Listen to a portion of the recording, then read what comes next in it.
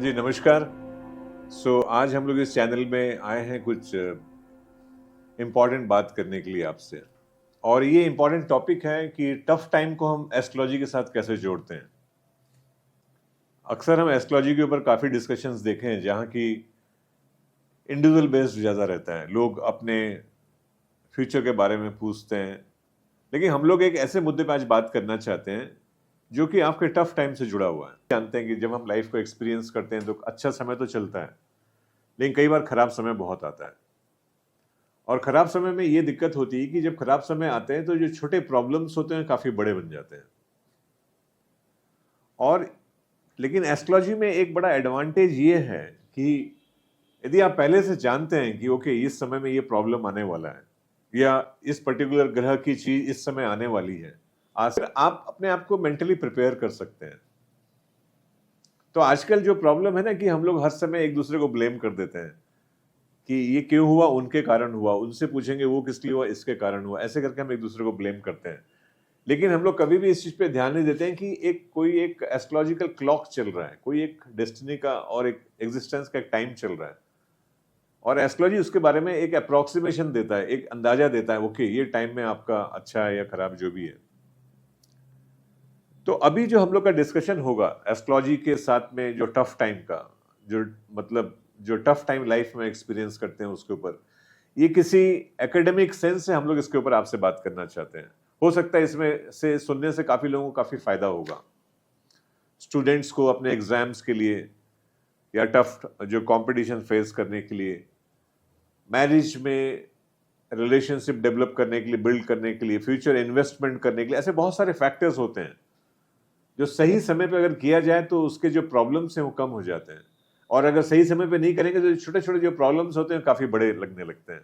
तो इस बैकग्राउंड के साथ में आज हमारे साथ में आपके सामने हैं हमारे एक्सपर्ट, मैं कह सकता हूं मिस्टर वर्मा जी। नमस्कार जी। नमस्कार।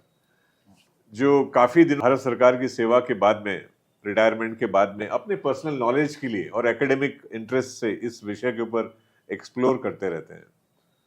तो उनसे मेरे काफी समय तक उनसे बात होती रहती है। तो मैंने देखा है कि इनका जो अप्रोच है लोगों में एक अवेयरनेस क्रिएट करना और किस प्रकार से हम इस नॉलेज को अपने लाइफ में इम्बाइब करें जिससे कि हमें थोड़ी स्ट्रेस, थोड़ी टेंशन, थोड़ी एंग्जाइटी कम हो जाए और हम लोग एस्ट्रोलॉजी के कोर मुद्दे को समझे कि इसमें क्या फायदा हम ले सकते हैं, क्या फायदा हमें मिल सकता है। मुझे बताइए कि आज जैसे हम देखते हैं आजकल के समय में काफी स्पीड से लाइफ गुजरता है, लेकिन बहुत सारी घटनाएं ऐसी होती है ना, अचानक से हो जाती है जो आदमी एक्सपेक्ट नहीं करते हैं या उसके बारे में उतना अंदाजा नहीं होता, ऐसा हो जाता है।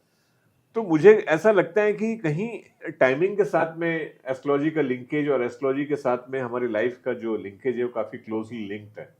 तो इसके बारे में जो आपने इतनी स्टडी की इतने सालों से, मेरे ख्याल से 15-20 साल से ज्यादा आपने स्टडी की है, तो हम लोग वो कमर्शियल एंगल के बारे में बात नहीं कर रहे, हम एक एकेडमिक लोगों में अवेयरनेस क्रिएट करने के लिए बात कर रहे हैं कि एस्ट्रोलॉजी के बारे में क्यों जानना हमें जरूरी है। तो इसके ऊपर कुछ आप अपने विचार रखें हमारे ऑडियंस के लिए। बिल्कुल ठीक कहा जैसे आपने कि भाई स्ट्रेस और बहुत ज़्यादा आजकल समाज में फैला हुआ है। ये एस्ट्रोलॉजी के माध्यम से कम इस चीज़ को अच्छी तरह जान सकते हैं कि हमारे साथ क्या होने वाला है, फ्यूचर में हम किस तरह अपनी प्लानिंग करके अपने भविष्य को अच्छा या बुरा कर सकते हैं। तो आजकल जो एस्ट्रोलॉजी के पॉइंट होते हैं इसमें कि हमारा हमारा स्ट्रेस अगर किसी की कुंडली में हम इंडिविजुअल जब देखते हैं तो भाई इसकी दशा कौन सी चल रही है, इसके प्लानिटरी पोजीशन क्या है, इसको क्या गेन हो सकता है, क्या क्या आने वाले फ्यूचर में क्या लॉस हो सकता है, वो हम इस चीज़ से दे सकते हैं। उसको किस तरह का स्ट्रेस आने की संभावना है लाइफ में, वो हम देख सकते हैं। क्योंकि नॉर्मली होता क्या है कि बच्चे आजकल नॉर्मली स्ट्रेस इतना चल रहा होता है लोगों की लाइफ में, हर पॉइंट पे इवेंट्स इतनी जल्दी जल्दी हो जाते हैं जिसकी उम्मीद भी नहीं कर पाता आदमी। तो ये इवेंट्स हम इससे एस्ट्रोलॉजी के माध्यम से थोड़ा सा पहले जान सकते हैं कि भाई ये हमारे साथ हो सकता है, इसकी संभावना है, इसको रोक सकते हैं या इसका अच्छा है तो हम बड़ा कर सकते हैं और ख़राब है तो हम इसको रोक कैसे सकते हैं। तो इस तरह की बहुत सारी चीज़ें हम जब देखते हैं इंडिविजुअल कुंडली में तो हम उससे आइडिया लगा लेते हैं कि भाई स्ट्रेस की संभावना बहुत ज़्यादा है या नहीं है। फॉर एग्जांपल हम जैसे किसी की कुंडली एक देख रहे थे अभी पीछे, तो एक बच्चे की कुंडली देखते देखते उसके पेरेंट्स ने हमसे सवाल किया कि भाई हम इस बच्चे को हॉस्टल में भेजना चाहते हैं, तो ये जाना चाहिए या नहीं जाना चाहिए। जब हमने उसकी प्लानिटरी पोजीशन देखी, गोचर की स्थिति देखी, तो क्वेश्चन उसमें आंसर उसका नो आया। तो हमने कहा भाई अभी एडवाइजेबल नहीं है कि इसको हॉस्टल में भेजा जाए। लेकिन पेरेंट्स की जिद थी, भाई हम दोनों संभाल नहीं पा रहे, वर्किंग में है, बच्चा भी जिद्दी सा हो रहा है, थोड़ा सुनता नहीं है, तो हम इसे भेजना चाह रहे हैं। मैंने उनको बताया, भाई नहीं, ये अभी ठीक नहीं है इसकी पेरेंटल पोजीशन, बच्चे को डिप्रेशन में जा सकता है या कोई गलत संगत में जा सकता है या कोई गलत इसके साथ हो सकता है। लेकिन वो नहीं माने और उन्होंने अल्टीमेटली बच्चे को हॉस्टल में भेज दिए। 6 महीने बाद बच्चा इतना डिप्रेशन में चला गया और उसके बाद वो नशे का भी आदी हो गया हमारे यहाँ। जबकि उनके पेरेंट्स को ये बात हमने बताई थी कि भाई ये स्ट्रेस में आ जाएगा, टफ पीरियड इसका है इस टाइम, अभी ये टफ पीरियड इसका अगर निकलेगा थोड़ा सा तो ये सारी स्थिति ठीक रहेगी। लेकिन उन्होंने उस पर ध्यान नहीं दिया। अगर एस्ट्रोलॉजी के माध्यम से हम इसको समझ सकें, लोग में अवेयरनेस हो जाए कि जो ये हमें बता रहे हैं सही चीज़ बता रहे हैं और ये टफ पीरियड इसका निकल जाता, तो शायद ये नशे की हालत में नहीं पड़ता। आज वो बच्चा नशे की हालत में, उसको इलाज हो रहा है नशा मुक्ति केंद्र में। बहुत सही, बहुत सही बोला। हाँ, तो ये चीज़ हमें देखने वाली है कि जब हमें अवेयरनेस हो इस चीज़ की और हमें पता चल रहा है कि भाई ये टफ पीरियड है इसका, ये टफ पीरियड निकल जाए इसकी लाइफ से थोड़ा सा, क्योंकि उसकी प्लानिटरी पोजीशन अच्छी थी, गोचर भी अच्छा नहीं था, 7.5 भी चल रही तो है। टफ पीरियड का मतलब जैसे किसी के एस्ट्रोलॉजी चार्ट में कोई खराब चीज अच्छी है या कोई अच्छी चीज है, वो तो उसमें ऑलरेडी है।